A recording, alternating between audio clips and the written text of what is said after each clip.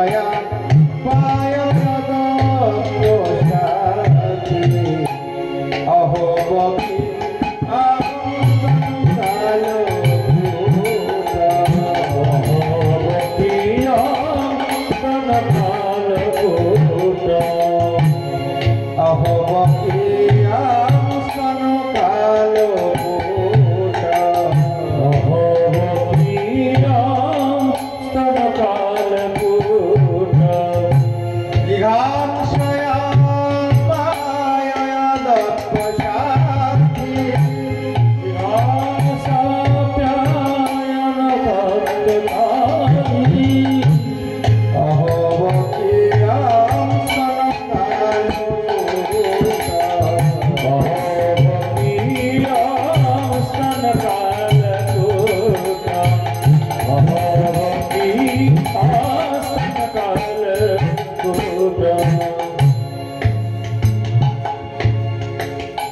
लेभे गतिं धातृचितं ततोना लेभे गतिं धातृचितं ततोना कमवदयालो शरणं व्रजामहे कमवदयालो शरणं व्रजामहे अहो बकिया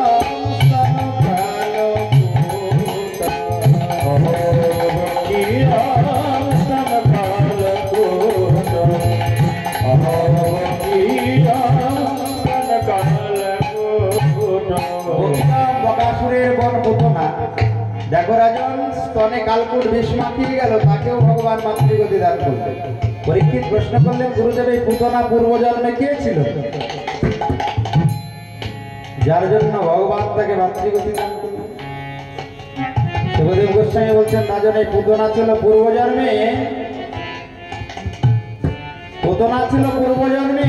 ওই বলির কন্যা রত্নমালা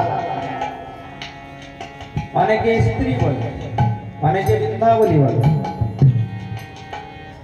তো শ্রীমদ্ ভাগবতে আছে এই পুতনা পূর্বজন্মে বলির কন্যা রত্নমালা ছিল যখন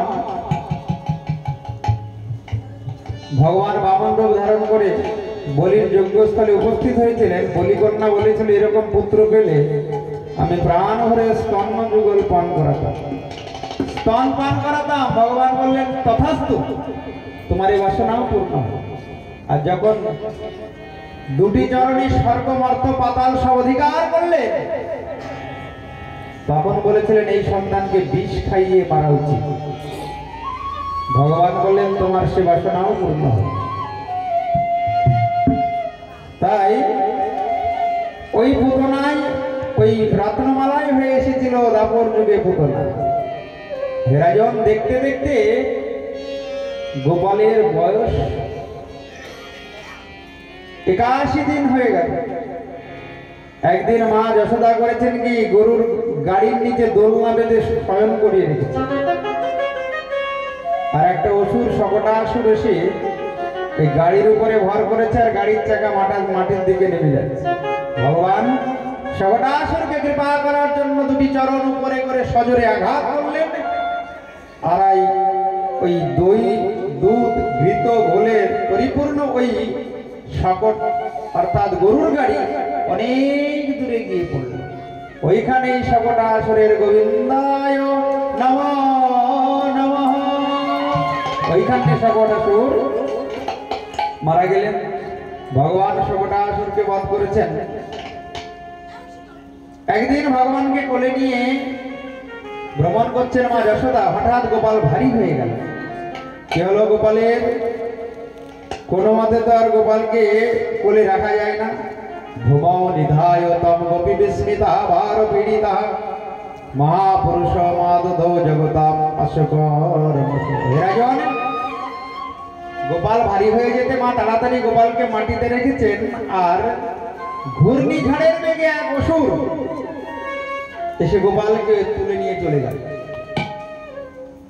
তার নামই হলো তৃণাবর্তাসুর উপরে উঠে রূপ ধারণ করেছে আর ভগবান গলাটা জড়িয়ে ধরেছে এমন ভাবে গলা জড়িয়ে ধরেছে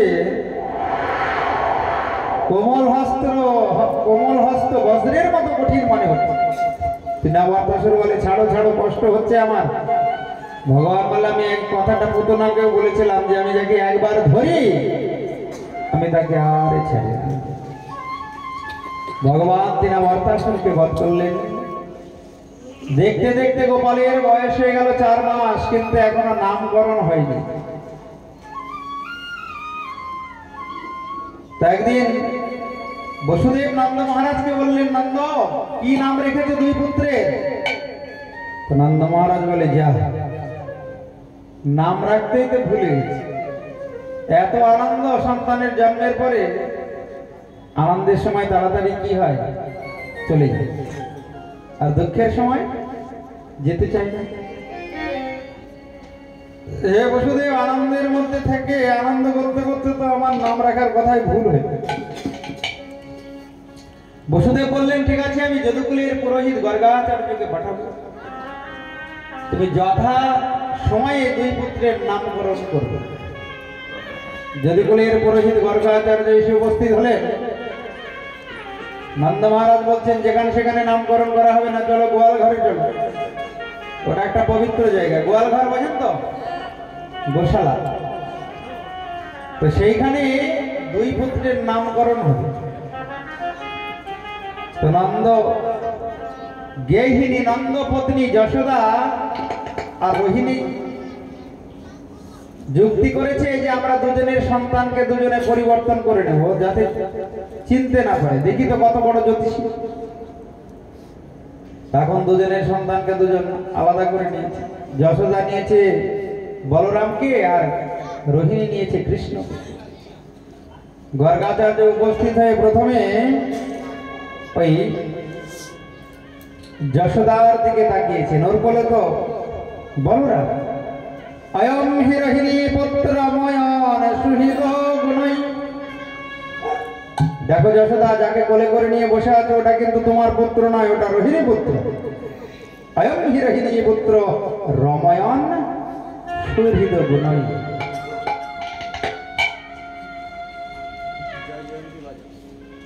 অয়ং হি রোহিণী পুত্র রময়ন সুহৃদ গুণই। আখ্যাস্যতে রাম ইতি বলাধিক্যাৎ বলং বিদুঃ। এ বড় হলে খুব বল হবে শরীরে, ওই জন্য আমি এর নাম রাখলাম বলরাম। এর আরো নাম হবে যদুনাম পৃথক অভাবাৎ সংকর্ষণাম সন্ততঃ। বড় হলে তাকে সংকর্ষণ বলে অনেকে ডাকে। এইবার তাকিয়েছে এই রোহিণীর দিকে। রোহিণী তো গোপালকে কোলে করে নিয়ে বসে আছে। এখন গোপাল গর্গাচার্যের দিকে তাকাচ্ছে আর ইশারা করছে, দেখো তুমি কিন্তু সব জানো আমি কে, তুমি কিন্তু এত তাড়াতাড়ি বলে দিও না। একভাবে তাকিয়ে আছে।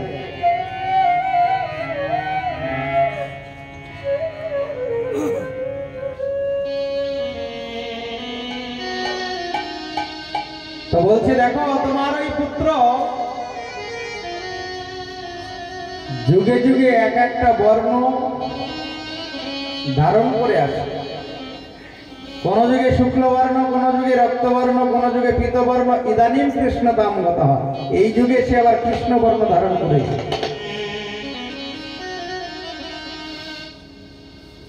তো নন্দ যেহেতু কৃষ্ণ বর্ণ ধারণ করেছে, কৃষ্ণ মানে তো কালো,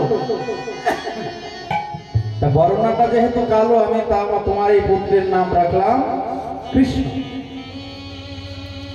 কিন্তু তোমার এই ছেলে কিন্তু সোজা সরল হবে না, রাম কিন্তু একটু সরল হবে।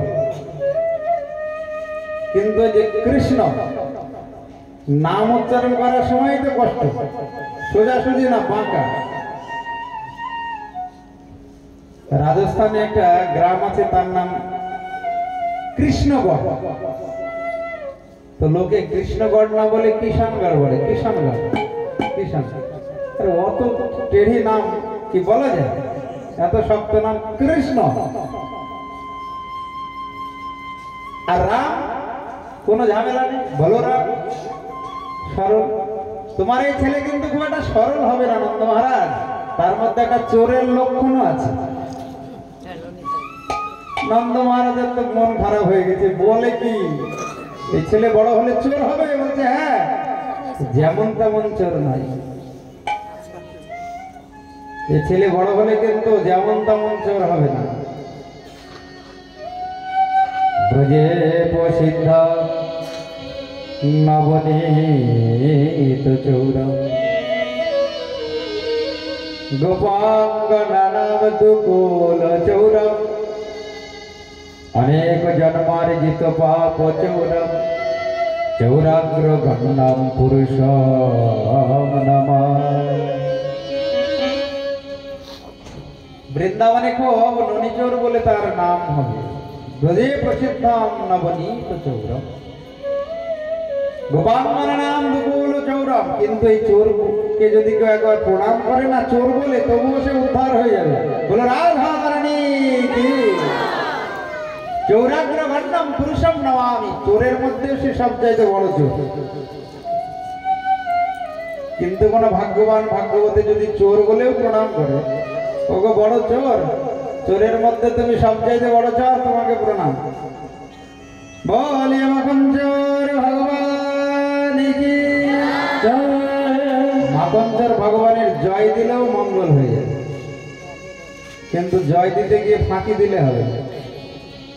এমন ভাবে জয় দিতে হবে, এমন ভাবে আওয়াজটা গলার বের করতে হবে যেমন বাড়িতে ঝগড়া লাগলে বেরোবে।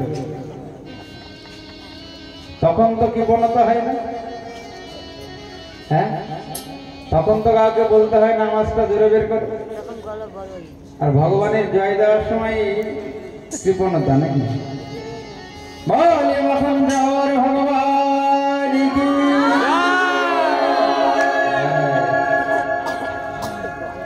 ভগবানের নামে জয় দিলেও মঙ্গল কুমার। ভগবান এই জন্যই তো এত লীলা করেছেন। গিরে ধারি গোপাল ব্রজ গোপদুলা লীলা তব অপরূপ তরুণতম। গিরে ধারি গোপাল ব্রজ গোপদুলা লীলা তব অপরূপ তরুণতম।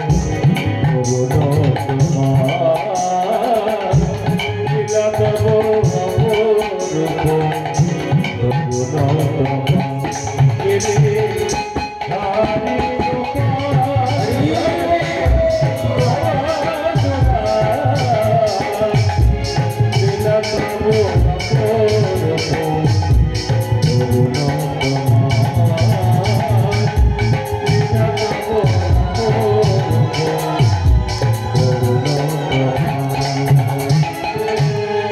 যশোদার নয়নে তুমি নন্দ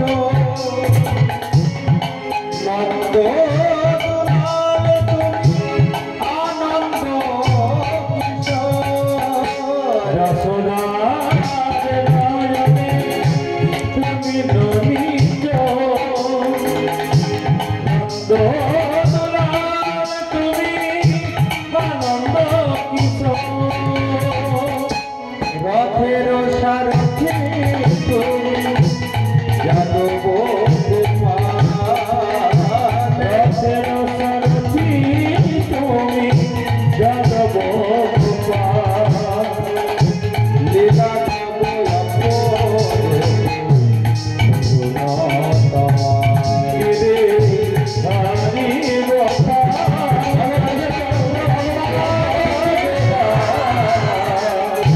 লীলা তব অপরূপ তরুণতম। লীলা তব অপরূপ তরুণতম। গিরে ধারি গোপাল বিশাখার কাছে তুমি চির অনুপম। শ্রীরাধার হৃদয়ে প্রেমের কারণ। বিশাখার কাছে তুমি চিরজনুপম। চিরধারী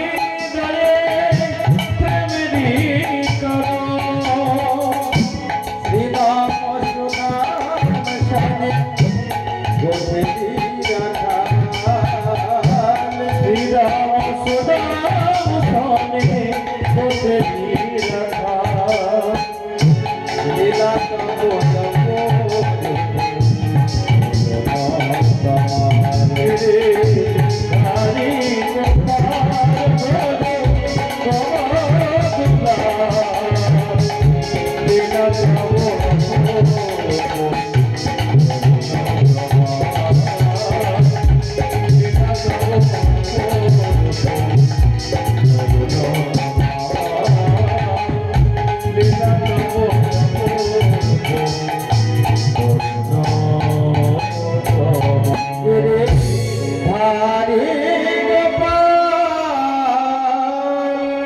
তব কৃষ্ণচন্দ্র ভগবান। এই হলো ভগবানের বৃন্দাবন লীলা। তাই গর্গাচার্য বলছেন, শুনুনন্দ মহারাজ, তস্মাৎ নন্দাত্মজয়ন্তে নারায়ণ সমগুণৈ। তোমার এই পুত্র কিন্তু নারায়ণের সমান গুণবান হবে।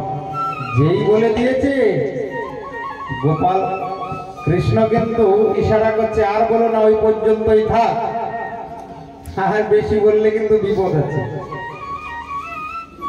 নারায়ণের সমান গুণ হবে বলেছে। নারায়ণ তো আর বলেনি, ভগবান শ্রীকৃষ্ণের এক নাম কিন্তু নারায়ণ। কেন? নারো অয়ন যস্য স নারায়ণ। এক নারায়ণ তো গর্ভদোক্ষায় বিষ্ণু, লক্ষ্মী নারায়ণ। ওই নারায়ণের অর্থ হচ্ছে, নারো মানে জল, যিনি জলে শয়ন করেন, জলই যার বাসস্থান, তিনি হলেন নারায়ণ। আর কৃষ্ণকে নারায়ণ বলা হয় এই অর্থে, নারো অয়ন যস্য স। নারো মানে জীব সমূহ, জীব সমূহ যার আশ্রয়।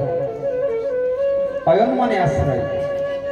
অখিল জগতের জীব সমূহ যার মধ্যে আশ্রয় নেই, যিনি জীবের আশ্রয় স্থল।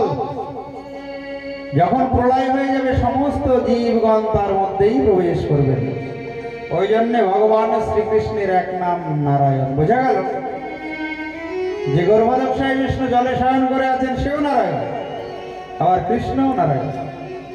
ব্রহ্মা কৃষ্ণকেও নারায়ণ বলে প্রণাম করেছে। কেন নারায়ণ? নারো অয়ন যস্য স। জীবসমূহ যার আশ্রয় স্থান, তিনি হলেন মূল নারায়ণ, ভগবান শ্রীকৃষ্ণ। তাই নারায়ণ সমগুণই বলে দিয়েছে। এখন মা যশোদা দেখেন কি, গোপাল হামাগুড়ি দেওয়া শিখেছে। তাড়াতাড়ি করে একটা পদ্মরাগ মুনির বালা তৈরি করে পরিয়ে দিলেন। আর কোমরে কি বাঁধে মায়েরা? কি গো, কি বলে ওটা? ওই যে ঘন্টার মতো বেঁধে দেয় না, ঘুমো। এবার বেঁধে দিয়েছে, গোপাল হামাগুড়ি দিচ্ছে আর ওই ঘন্টা বাজছে। মায়ের বড় মারা। হঠাৎ উঠে দাঁড়িয়েছে একদিন, আর দাঁড়াতেই ধপ করে পড়েছে। আর যেই ধপ করে পড়েছে, আর মা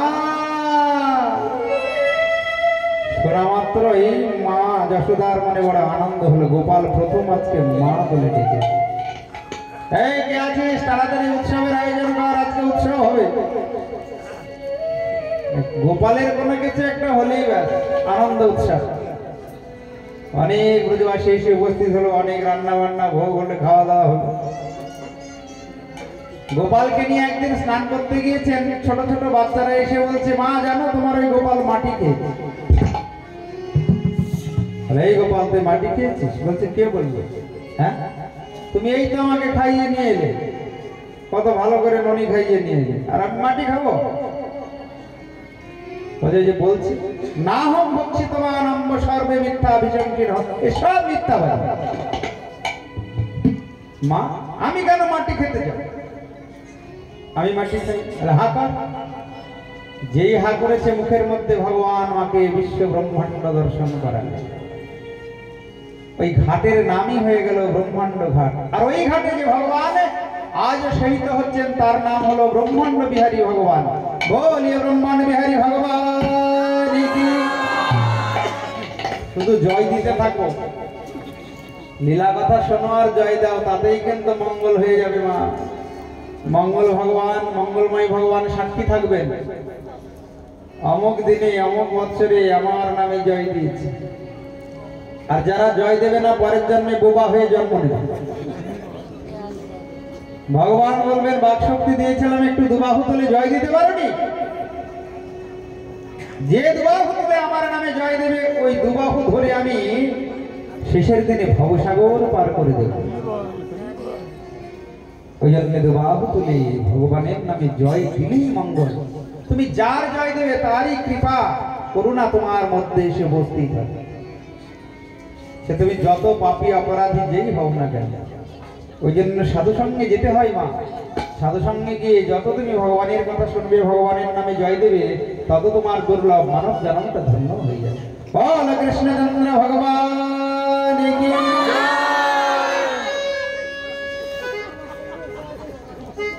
মাকে ব্রহ্মাণ্ড দর্শন করালেন, কিন্তু মা মনে করছে এটা কি স্বপ্ন নাকি না দেব মায়া। কেম স্বপ্ন এত দুত দেব মায়া কিংবা মদীয়বত বুদ্ধি মোহ। এটা কি স্বপ্ন নাকি কোনো দৈবী মায়া, অথবা আমারই বুদ্ধি বিভ্রম ঘটল। ভগবানের নিভৃতা শক্তি সঙ্গে সঙ্গে মাকে ভুলিয়ে দিলেন, না হলে তো লীলা হবে না। মা চিন্তা করছে কি আমি কোনো স্বপ্ন দেখলাম। সুখদেব প্রশ্ন উত্তর দিচ্ছেন, পরীক্ষিত প্রশ্ন করলেন, গুরুদেব এই ধরা এই নন্দ যশোদা আর দেবকী বসুদেব পূর্বজন্মে কে ছিল? নন্দঃ কিম অকরৎ ব্রহ্মণ শ্রেব মহাদয়ম যশোদা চ মহাভাগা পবজস্যাস্তরম হরি। কোন জন্মে কোন সৌভাগ্য করেছিল যে স্তন পান করলেন ভগবান হয়ে? বলছেন দেখো পূর্বজন্মে দ্রোণ বসনাম প্রবর ধরা সহ জয়া। ধরা আর দ্রোণ আর দেবকী বসুদেব ছিল কৃষ্ণী আর সুতপা নামক ব্রাহ্মণ। তারা ভগবানকে পুত্ররূপে লাভ করতে চেয়েছে, তাই তারা ভগবানকে পুত্ররূপে পেয়েছেন। যে যথামান প্রপদ্যন্তে তথাই প্রহিয়াম। ভগবান গীতায় বলেছেন, যে আমাকে যেমন ভাবে ভালোবাসে আমি ঠিক তদনুরূপ তাকে ফল দান করব। তাই রাজন একদিন ব্রজবাসীরা এসে নালিশ করছে যশোদার নিকটে, যশোদা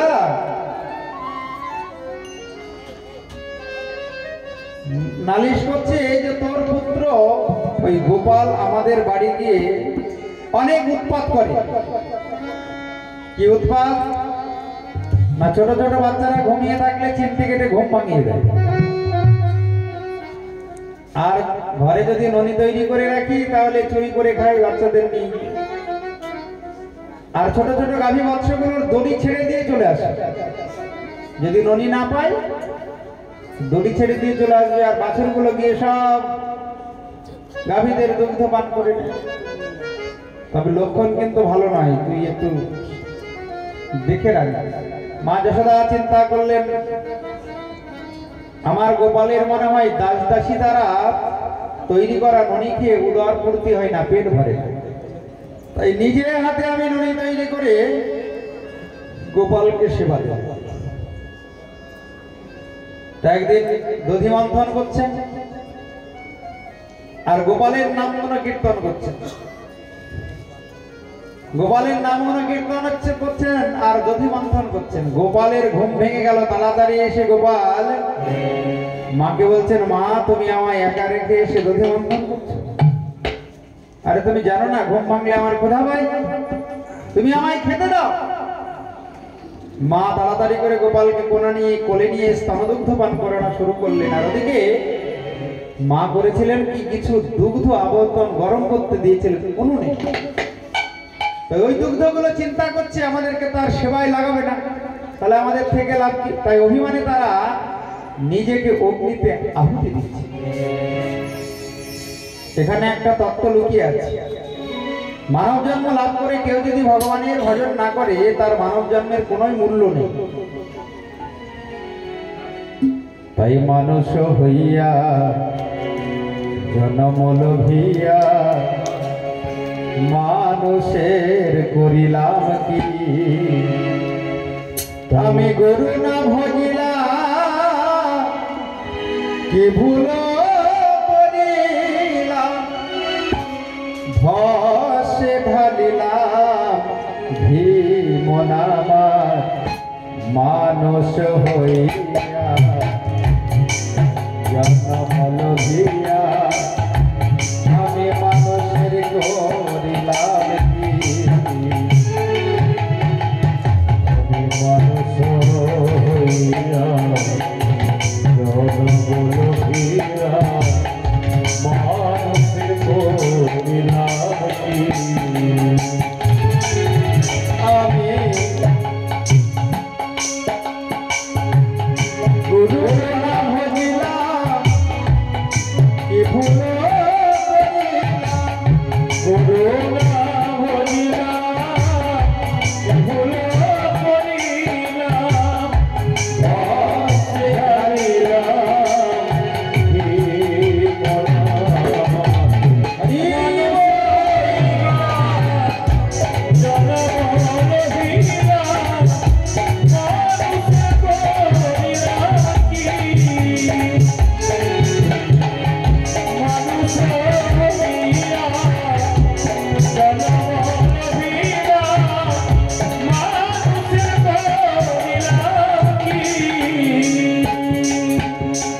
ভগবানের ভজন সাধন করে না সে মানুষই নয়।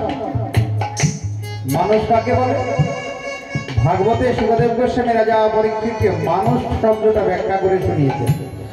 মানুষ কাকে বলে জানো? যার মধ্যে 5টা গুণ থাকে তাকে মানুষ বলে। খুব মন দিয়ে শুনবে, মনে রাখতে হবে কিন্তু। যার মধ্যে 5টা গুণ থাকে তাকে মানুষ বলে, যার মধ্যে 9টা গুণ থাকে তাকে ব্রাহ্মণ বলে, যার মধ্যে 26টা গুণ থাকে তাকে বৈষ্ণব বলে, আর যার মধ্যে 32টা গুণ থাকে তাকে মহাপুরুষ বলে। খুব মন দিয়ে শোনো। 7 দিন যদি ভাগবত শোনা যায়, মন দিয়ে অনেক কিছু জানা যায়। আবার আর একটা জায়গায় হলে আবার অন্যরকম কথা শোনা যায়। তাই প্রত্যেকটা জায়গায় যেতে হবে। এরপরে আমাদের সপ্তাহ যজ্ঞ আছে কৃষ্ণপুর বাজার, তারপরে আছে সল্টলেক 10 নম্বর ট্যাঙ্ক। ওটা কৃষ্ণপুর বাজার হচ্ছে 19 তারিখ থেকে 25 তারিখ পর্যন্ত ফেব্রুয়ারি। আর আর ওই সল্টলেকে হলো এপ্রিলের 7 তারিখ থেকে 13 তারিখ। সল্টলেক 10 নম্বর ট্যাঙ্ক কমিউনিটি হলে প্রোগ্রামটা হবে। ওখানে কিন্তু ইউটিউব চ্যানেল আসবে, নৃত্য করলেই সারা বিশ্বের লোক দেখতে পাবে। বড় ক্যামেরা, ওখানে বড় ক্যামেরার ব্যবস্থা আছে। ওইখানে একটু ভালো করে সেজে গিয়ে নাচলেই ব্যাস, সারা বিশ্বের লোক দেখবে, দেখো কি সুন্দর নাচছে। তাই মানব জনম কৃষ্ণ ভজনের যোগ্য জনম। যার মধ্যে 5টা গুণ থাকে তাকে মানুষ বলে। প্রথম গুণ অহিংসা, দ্বিতীয় গুণ সত্য, তৃতীয় গুণ শৌচ, চতুর্থ গুণ অস্তেয়, আর পঞ্চম গুণ হলো সংযম। যদি মনে না থাকে রাজধানী চ্যানেলে আজকের ডেটে ক্লিক করলেই কিন্তু এই পাঠটা চলে আসে। তাহলে বুঝবে আমি মানুষ না অন্য কিছু। মানুষের মধ্যে যদি 5টি গুণ না থাকে তাকে ভাগবত মানুষ বলে স্বীকার করেনি। প্রথম গুণ অহিংসা। যে প্রকৃত মানুষ সে কখনো কোনো জীবের প্রতি হিংসা করে না, কোন জীবকে হত্যা করে না, কোন জীবকে হত্যা করে খায় না, আহার করে না, তাকে বলা হয় মানুষ। আর যে অন্য জীবকে হত্যা করে, নিজের দেহ পোষণের উদ্দেশ্যে হত্যা করে আর নরকের রাস্তাটা পরিষ্কার করে, তাকে মানুষ বলে। ওই জন্য মানুষের প্রথম গুণ হচ্ছে অহিংসা। এই কথাটা একটু মাথায় করে বাড়ি পর্যন্ত নিয়ে যাবে যে ভাগবত পাঠক বলেছে আমি মানুষ কি মানুষ নই। পরের জন্মে আর মানব জন্ম হবে না যদি তুমি অহিংসা ধর্ম ত্যাগ না করো। জীবকে যদি হিংসা করো তাহলে আর মানব জন্ম হবে না। কি হবে? এমন মানব জন্ম আর পাবে না, বারে বারে আর আশা হবে না। তুমি ভেবেছ কি এই ত্রিভুবনে তুমি ভেবেছ কি মানে এই বিভবনে তুমি যাহা করে গেলে কেউ জানে না। বারে বারে বারে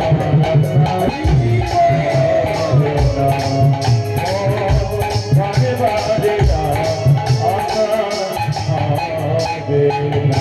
মনে থাকবে? মানুষের প্রথম গুণ কি জোরে বলো? অহিংসা আমি শুনতে পাইনি। অহিংসা আর একবার বলো। আর হিংসা মানে হিংসা না করা, হত্যা না করা, এটা মানুষের প্রথম গুণ। কাল থেকে কিন্তু কোনো জীব হত্যা করবে না। এখন প্রশ্ন হলো, গাছেরও তো প্রাণ আছে, শাক লতা পাতার মধ্যেও তো প্রাণ আছে, তাহলে খাবো না? নিরামিষ খাবো না?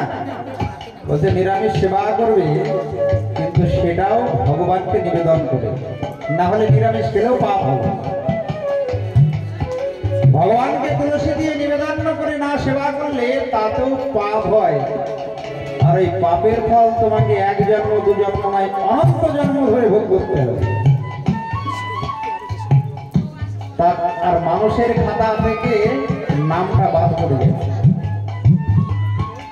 তাই মানুষের প্রথম গুণ হচ্ছে অহিংসা, দ্বিতীয় গুণ সত্য। সত্য বস্তু একমাত্র ভগবান। তাকে যে ভালোবাসে না, তার কথা শোনে না, যে তার নাম করে না, পূজা করে না, সেবা করে না, সে কিন্তু মানুষ নয়। 3 নম্বর শৌচ, মানে পবিত্রতা, সদাচার। যার মধ্যে সদাচার নাই, পবিত্রতা নাই, সে কিন্তু মানুষ নয়।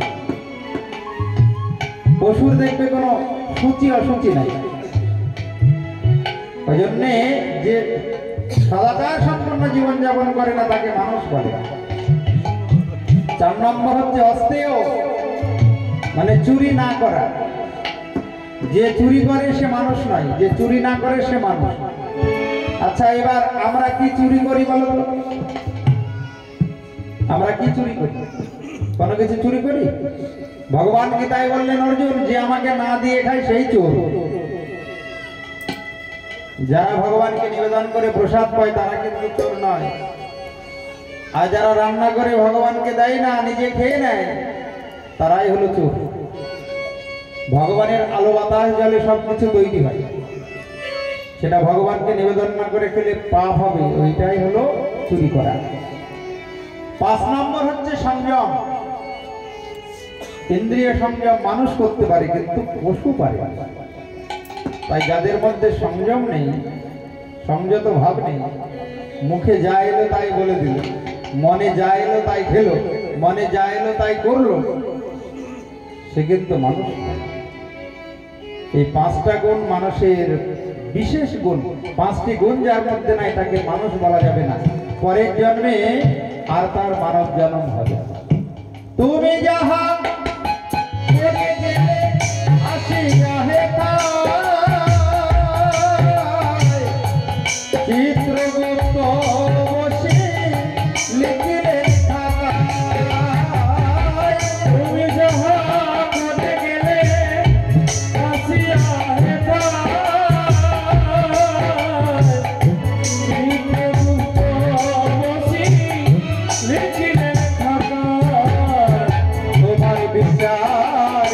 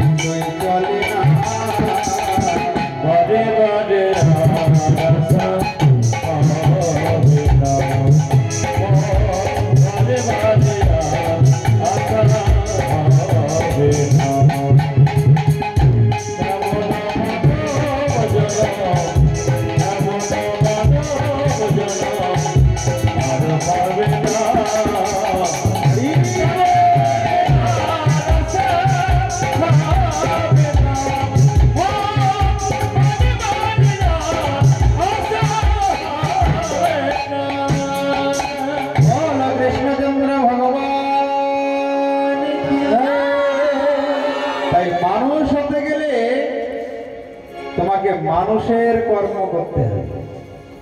যদি মানুষের কর্ম না করো পরের জন্মে কিন্তু আর মানব রূপ ফুটে বয়ে মানব বলে জন্ম হবে না।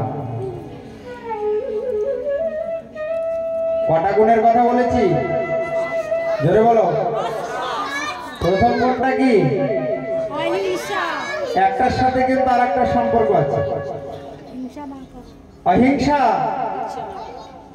ধর্মে প্রতিষ্ঠিত হলে, হিংসা ত্যাগ করলে তুমি সত্যে প্রতিষ্ঠিত হতে পারবে।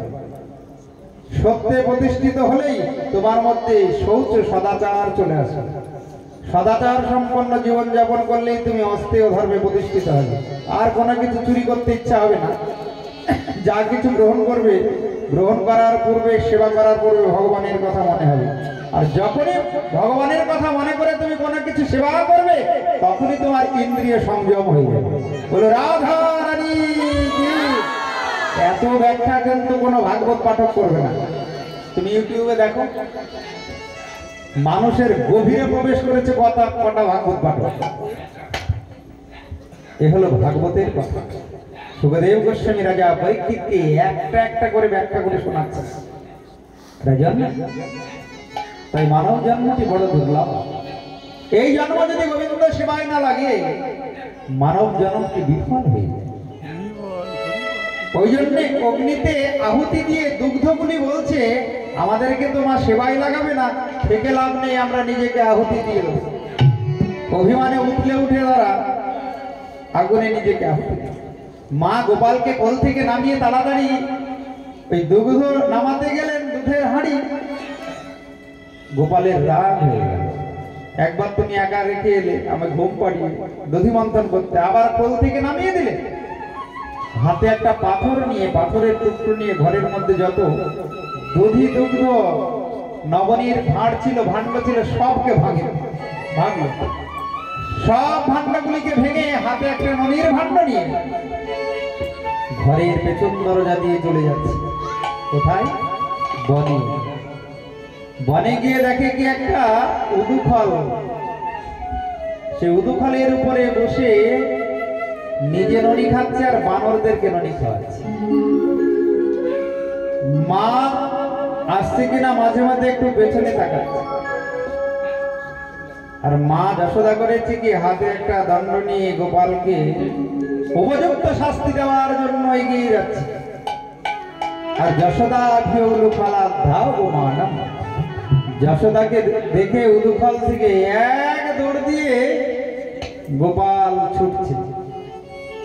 সুখদেব গোস্বামী বলছেন রাজা পরীক্ষিতকে, রাজন দেখো, যার ভয়ে কাল ভীত হয়, মৃত্যু ভয় পায়, সে আজকে মায়ের ভয়ে পালাচ্ছে। এ হলো ভগবানের লীলা, বাৎসল্য লীলা। খুব জোরে দৌড়ে গিয়ে ধরলেন। কি করে না, গোপাল চিন্তা করছে আমার মায়ের দেহটা একটু মোটা সোটা স্থূলকায়, মায়ের তো কষ্ট হচ্ছে। আর মা চিন্তা করছে বৃন্দাবনে কণ্টকাকীর্ণ পথ, গোপালের কোমল চরণে কতই না কষ্ট হচ্ছে। এই দুই টান এক হয়ে গেল, ভগবান আর পালাতে পারলেন না।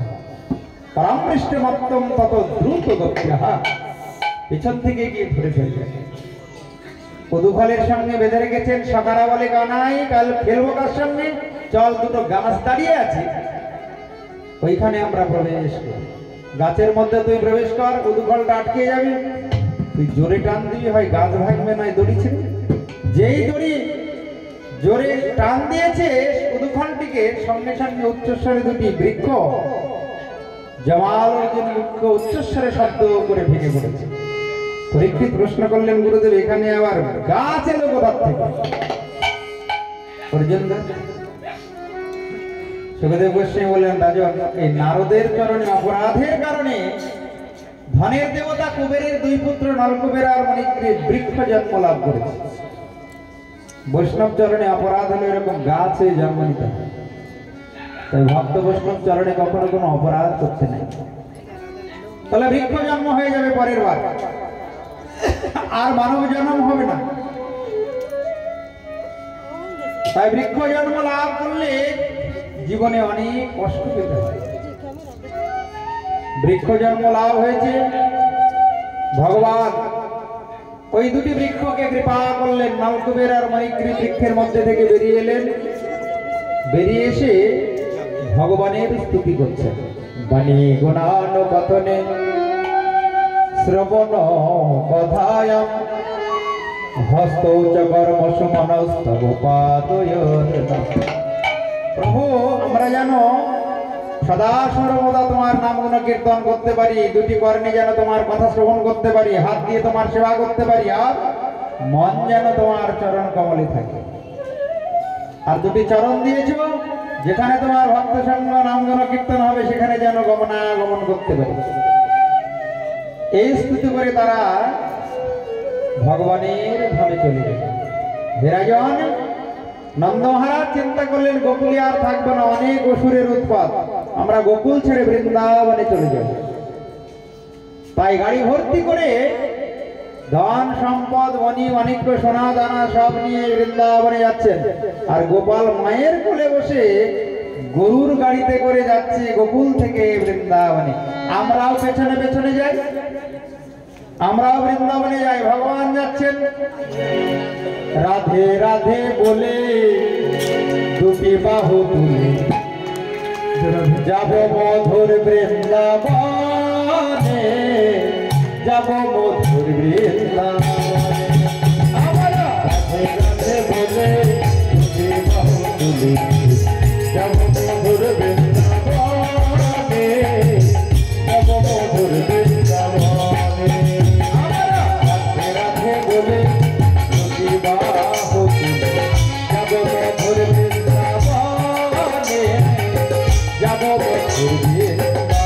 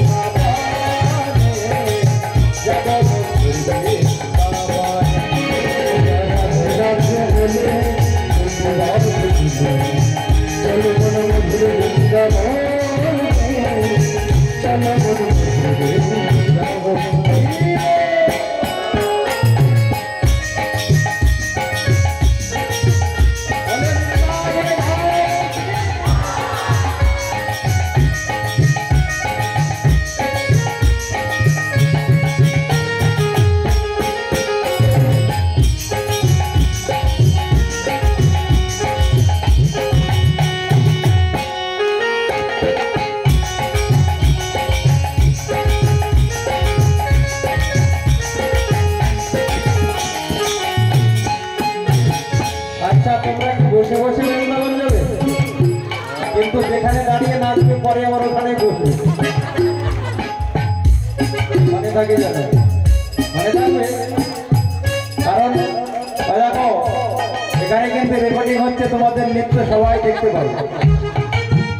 যেখানে বসে আছে ওইখানেই উঠে দাঁড়িয়ে নাচবে।